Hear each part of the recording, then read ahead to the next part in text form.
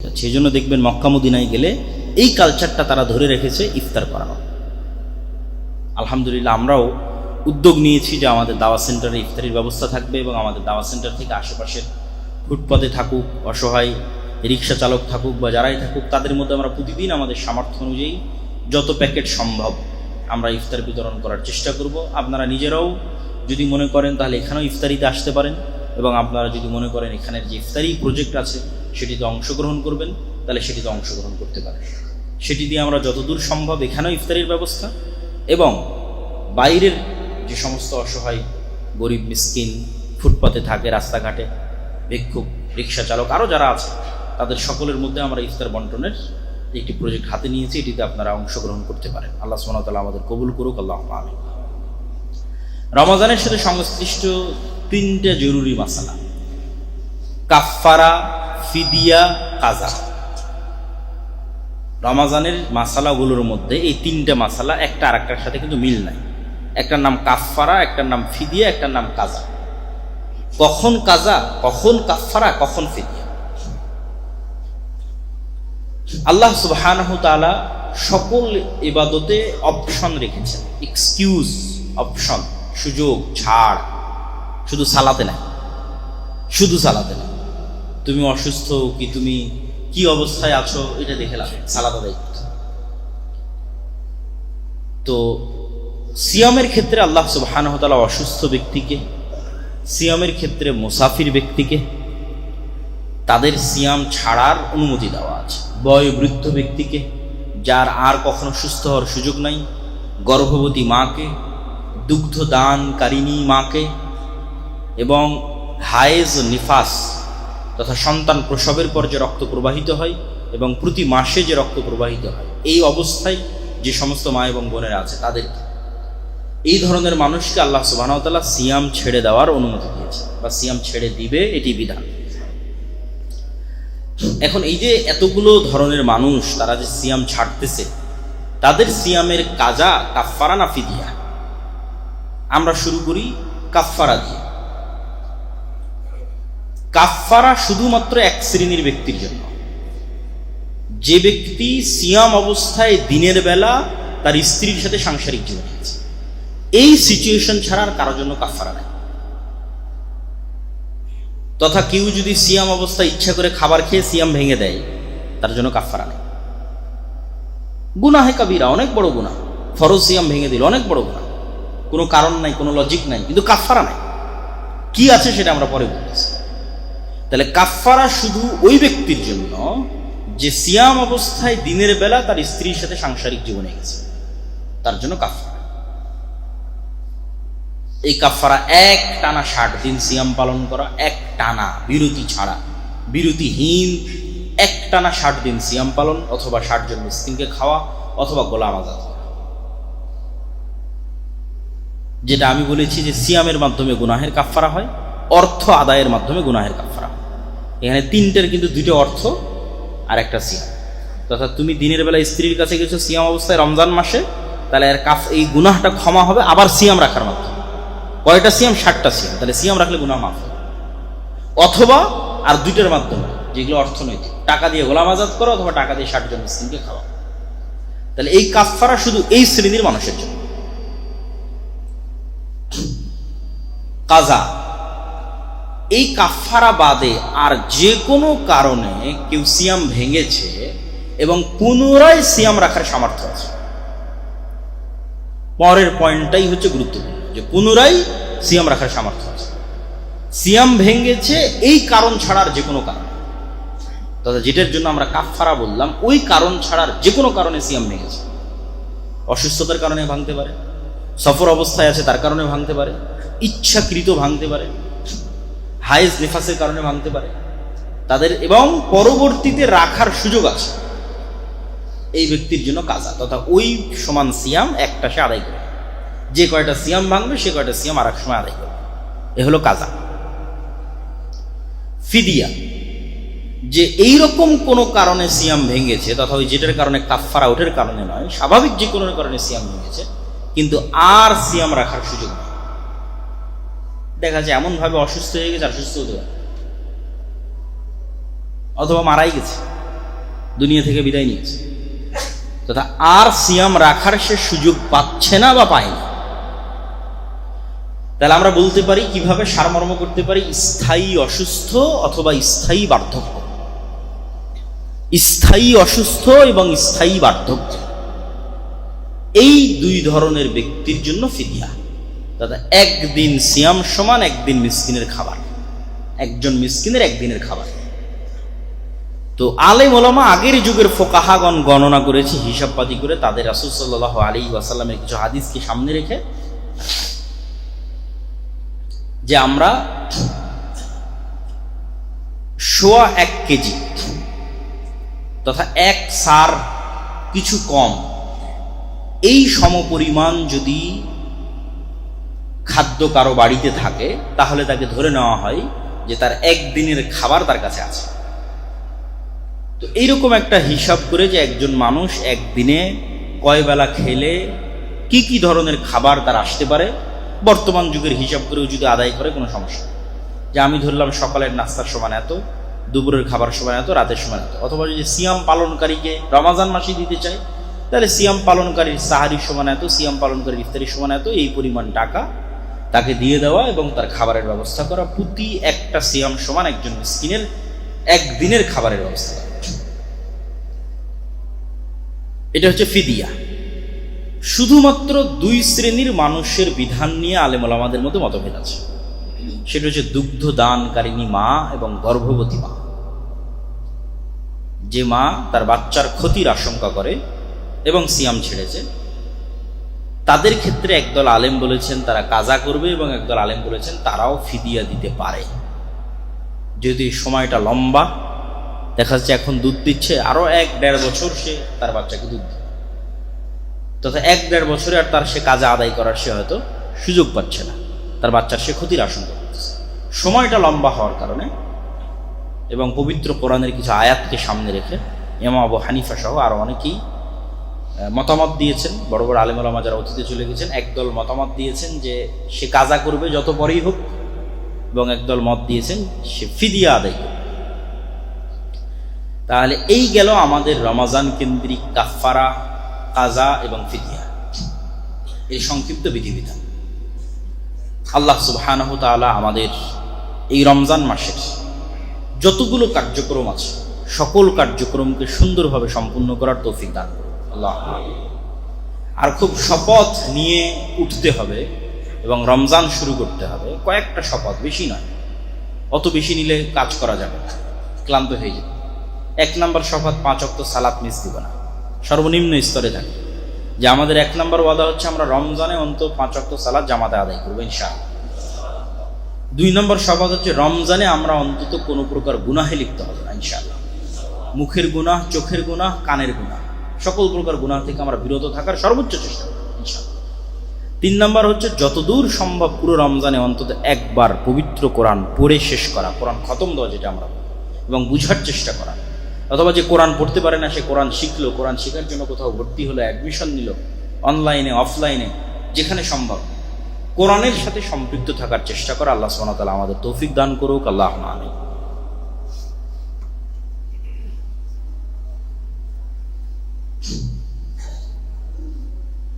আলহামদুলিল্লাহ ওয়াহদা ওয়াসসালাতু ওয়াসসালামু আলা মান লা নাবিয়্যা বা'দা। ইয়া আইয়ুহাল্লাযীনা আমানু সাল্লু আলাইহি ওয়া তাসলিমা। আল্লাহুম্মা সাল্লি আলা মুহাম্মাদ ওয়া আলা আলি মুহাম্মাদ কামা সাল্লাইতা আলা ইব্রাহিম ওয়া আলা আলি ইব্রাহিম ইন্নাকা হামিদুম মাজিদ। আল্লাহুম্মা বারিক আলা মুহাম্মাদ ওয়া আলা আলি মুহাম্মাদ কামা বারাকতা আলা ইব্রাহিম ওয়া আলা আলি ইব্রাহিম ইন্নাকা হামিদুম মাজিদ। রব্বানা যালামনা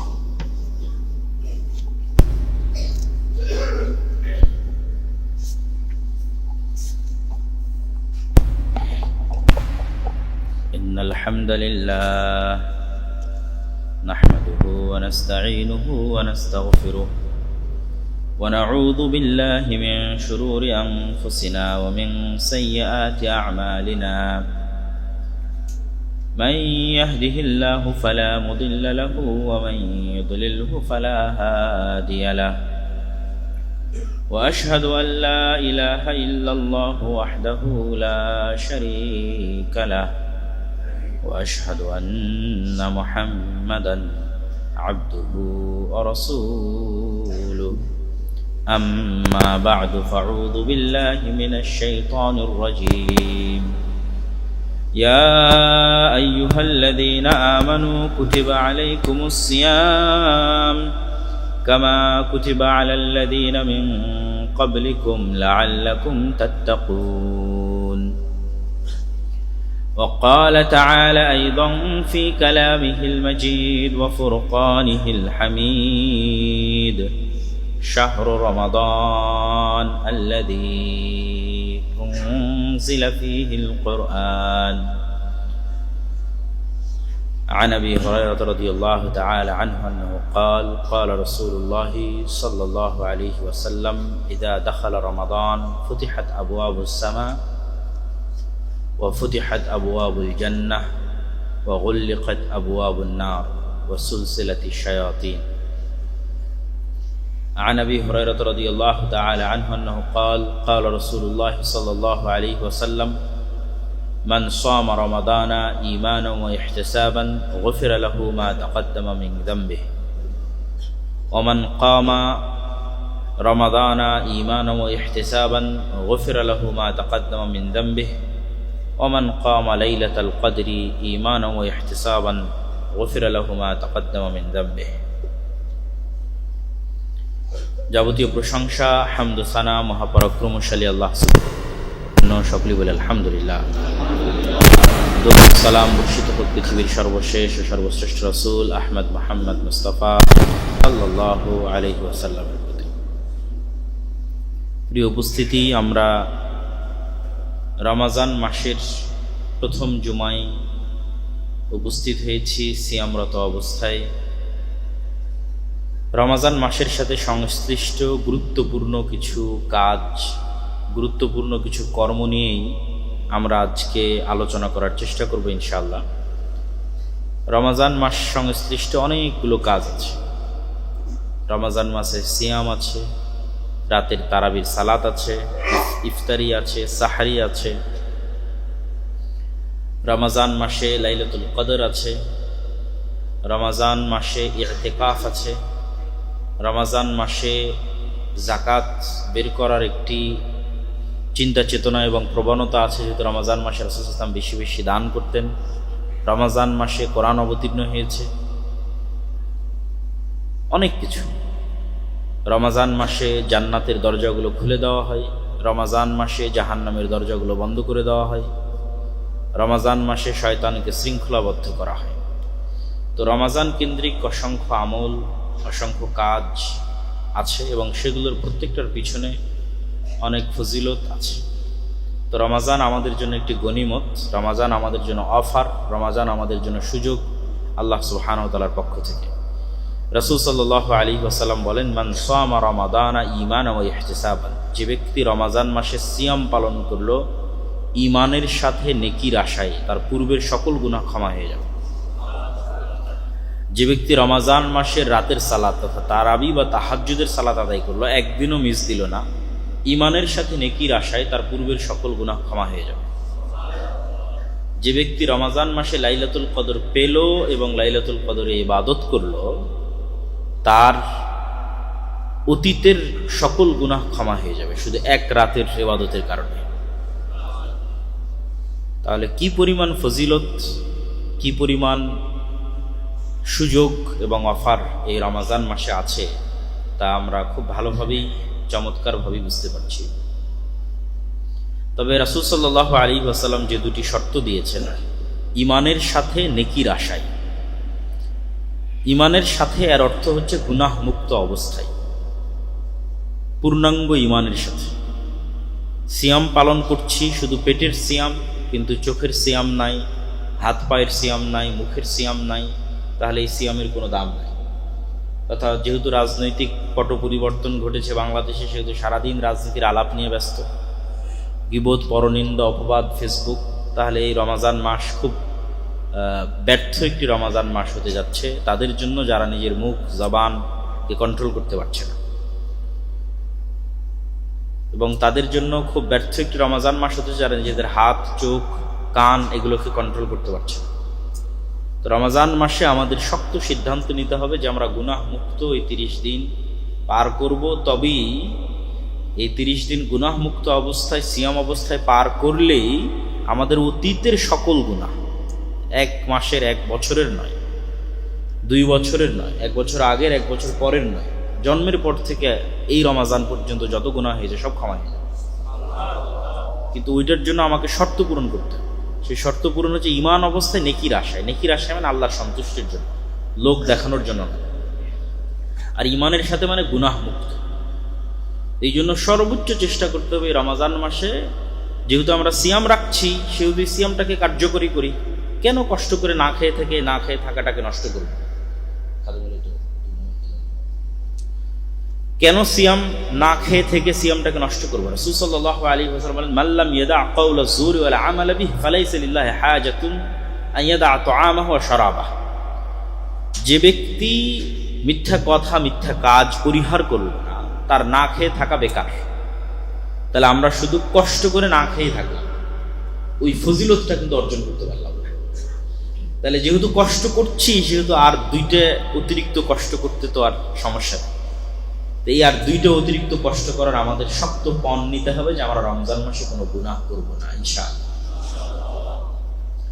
তাহলে আমরা ইনশাআল্লাহ রমজানের যে ফজিলত সেটি আমরা পাবো। দ্বিতীয়, রমজানে সবচেয়ে জরুরি কাজ কি, বা মানুষের জীবনে আসলে সবচেয়ে জরুরি কাজ কি? সেই 2টা কাজই রমজানে সবচেয়ে জরুরি কাজ। শেখ আব্দুর রাজ্জাক বিন ইউসুফ বহু বক্তব্যে বলেছেন, মানুষের জীবনে 1 নাম্বার ইমার্জেন্সি হচ্ছে সালাত। 1 নাম্বার সবচেয়ে জরুরি আদায়যোগ্য কাজ, যার চেয়ে জরুরি কোনো কাজ পৃথিবীতে নাই, সেটা সালাত। তার সাথে দ্বিতীয় জরুরি কাজ হচ্ছে কোরআন। এই জন্য উনি ওনার বহু বক্তব্যে বলেছে যে দিনে কিছু যদি না পারেন সূরা নাস, ফালাক, ইখলাস হলেও পড়তে হবে, কোরআনের সাথে থাকতে হবে। তা এই রমজান মাসেও আমাদের সবচেয়ে জরুরি 2টা করণীয়, 1 নাম্বার 5 ওয়াক্ত ফরজ সালাত, যদি পারা যায় জামাতের সাথে, সর্বোচ্চ চেষ্টা করা।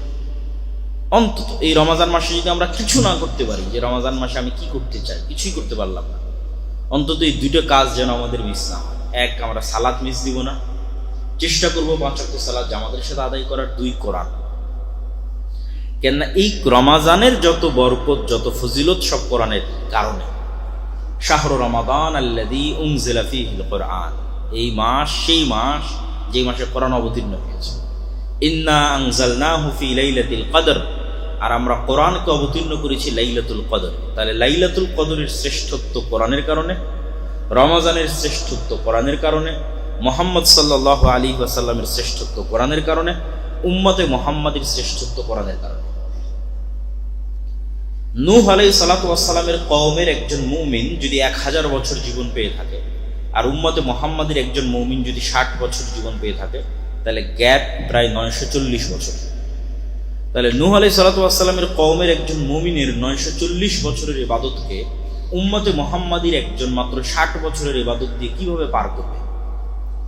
কিভাবে কিয়ামতের মাঠে উম্মতে মুহাম্মাদি নেকিতে সর্বশ্রেষ্ঠ হবে, অথচ হায়াত 60 বছর, কিন্তু তারাই জান্নাতে সর্বশ্রেষ্ঠ নেকির অধিকারী হবে। অথচ তাদের অতীতে যারা চলে গেছে তাদের হায়াত 900 বছর, 1000 বছর, 1500 বছর, তাহলে সে 1000 বছর ইবাদত করেছে, 900 বছর ইবাদত করেছে।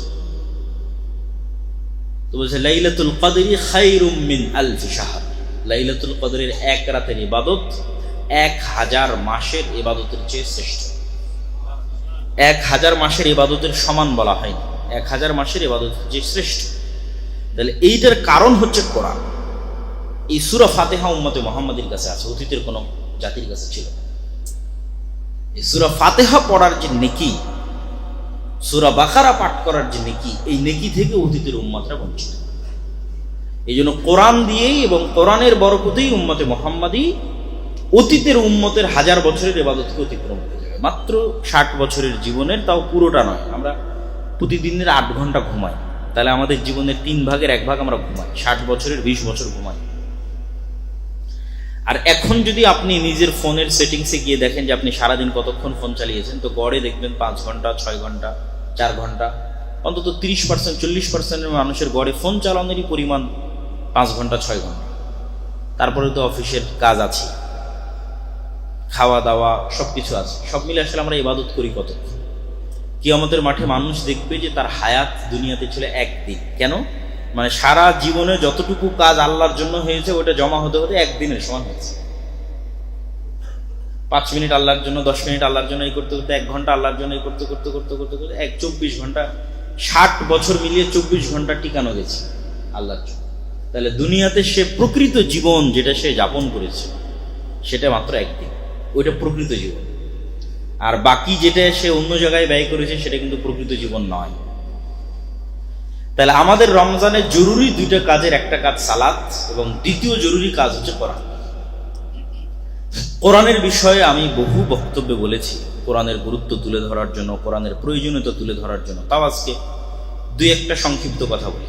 আল্লাহ রাসূল সাল্লাল্লাহু আলাইহি ওয়াসাল্লাম বলছেন, প্রত্যেক মানুষের কিছু ক্লোজ সার্কেল থাকে। যেমন আমরা গত সরকার বলি, এই সরকার বলি, সব সরকারেরই দেখা যাচ্ছে যে প্রধানমন্ত্রী হয় তার নিজস্ব একটা ক্লোজ সার্কেল থাকে। তো মানুষ হয়তো চিন্তা করে যে আমি যদি সে ক্লোজ সার্কেলের অন্তর্ভুক্ত হতে পারতাম, বড় ব্যবসায়ী, বড় পদের কেউ। তো রাসূল সাল্লাল্লাহু আলাইহি ওয়াসাল্লাম বলছেন আল্লাহর নিজস্ব একটা ক্লোজ সার্কেল আছে। আল্লাহ সুবহানাহু ওয়া তাআলার ফ্রেন্ড, আল্লাহ সুবহানাহু ওয়া তাআলার ওয়ালি, আউলিয়াউর রহমান, আল্লাহর বন্ধু, যারা আল্লাহ সুবহানাহু ওয়া তাআলার অতি নিকটে থাকবে এবং অতি ক্লোজ, অতি কাছে থাকবে, তারা হচ্ছে আহলুল্লাহ। তাদের নাম দেওয়া হয়েছে আহলুল্লাহ, তারা আল্লাহর লোক। যে উমুক হচ্ছে প্রাইম মিনিস্টারের লোক, উমুক কিন্তু কমিশনারের লোক, উমুক উমুকের লোক, এটা একটা সম্মান, পাওয়ার। তাহলে কেউ পৃথিবীতে কিছু মানুষ আছে যারা কার লোক? আল্লাহ। তারা হচ্ছে যারা কোরআনের সাথে সবসময় উঠা বসা করে। আল্লাহু আকবার। যাদের উঠা বসা চলাফেরা কোরআনের সাথে, তারা আল্লাহর লোক, তারা আল্লাহর খুব কাছের আউলিয়া ও রহমান। রাসূল সাল্লাল্লাহু আলাইহি ওয়াসাল্লাম বলছেন, আল কোরআন হুজ্জাতুল লাকুম আও আলাইকুম। কোরআন তোমাদের পক্ষে দলিল অথবা তোমাদের বিপক্ষে দলিল।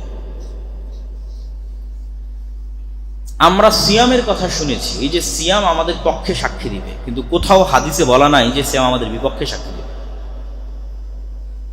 আর যে কোনো ইবাদতের ক্ষেত্রে এটাই পাওয়া যায় যে সেই ইবাদত যদি সাক্ষী দেয়, কথা বলে, পক্ষেই কথা বলে। কোরআন একমাত্র ব্যতিক্রম যে যদি পক্ষে না বলে তাহলে কিসে বলবে? বিপক্ষে বলবে, চুপ থাকবে না। কোরআনের বিষয়ে চুপ থাকার কোনো দলিল কোরআন এবং হাদিসে নেই। সিয়াম রেখেছি, সিয়াম পক্ষে বলবে, রাখিনি, কথা নাই। তাহলে একমাত্র ব্যতিক্রম কোরআন। পড়লাম পক্ষে বলল, না পড়লাম নাই, না না পড়লাম এবার বিপক্ষে বলবে, তাহলে তো বিপদ। এই জন্য কোরআনের বিষয়টি এত সহজ না।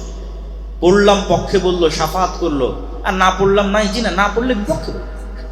হুজ্জাতুন লাকুম ওয়া আলাইকুম। কোরআন তোমাদের প্রত্যেকের হয় পক্ষে কথা বলবে, না বিপক্ষে কথা বলবে। তাহলে কোরআন যেন আমাদের বিপক্ষে কথা না বলে, এর প্রস্তুতি তো আমাদেরই নিতে হবে।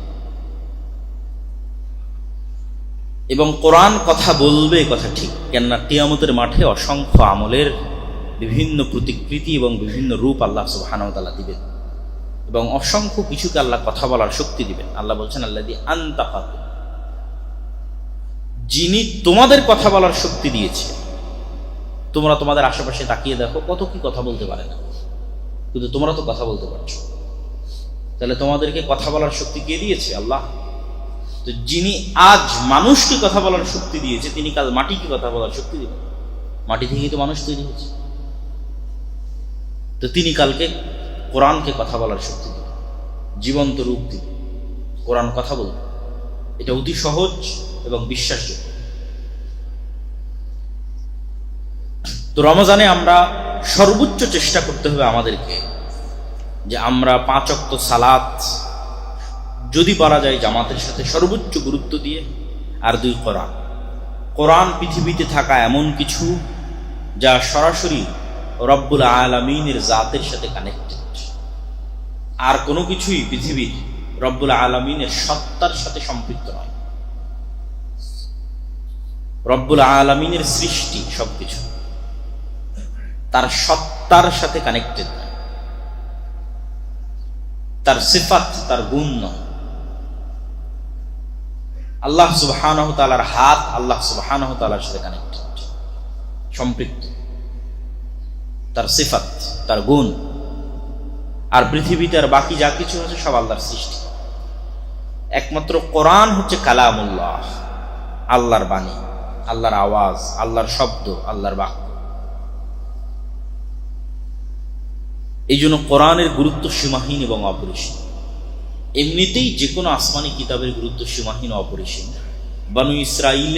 বানু ইসরাইলের উপর যখন তাওরাত অবতীর্ণ করা হয়, ওয়ারাফা'না ফাওকাকুমুত তুর, তাহলে তাওরাত কত গুরুত্বপূর্ণ যে তোমরা তাওরাত মানতে বাধ্য, এই ওয়াদা নেওয়ার জন্য আল্লাহ তুর পাহাড়কে বানু ইসরাইলের মাথার উপর তুলে ধরেছে। এই তোমরা ওয়াদা করো যে তোমরা তাওরাত পড়বা এবং মানবা, না হলে কিন্তু পাহাড় ছেড়ে দিলাম। এটা তাওরাতের ক্ষেত্রে বানু ইসরাইলের সাথে ঘটানো হচ্ছে। তখন বানু ইসরাইল ওয়াদা করলো যে হ্যাঁ, আমরা তাওরাতের উপর ঈমান আনয়ন করলাম, তাওরাত পড়বো এবং মানব। তাহলে তাওরাতের মতো কিতাব অমান্য করলে পাহাড় ছেড়ে দিয়ে বানু ইসরাইলকে ধ্বংস করে দেওয়া। একই অবস্থা উম্মতে মুহাম্মাদের। হ্যাঁ, অন্য উম্মতকে যেভাবে ধ্বংস করা হয়েছে উম্মতে মুহাম্মাদীকে সেভাবে করা হবে না। উম্মতে মুহাম্মাদীকে ধ্বংস করার ধরন ভিন্ন। যেমন নূহ আলাইহিস সালামের কওমকে ধ্বংস করা হয়েছে বন্যা দিয়ে, আদ সামুদকে ধ্বংস করা হয়েছে ঝড় এবং বিকট আওয়াজ দিয়ে, লুত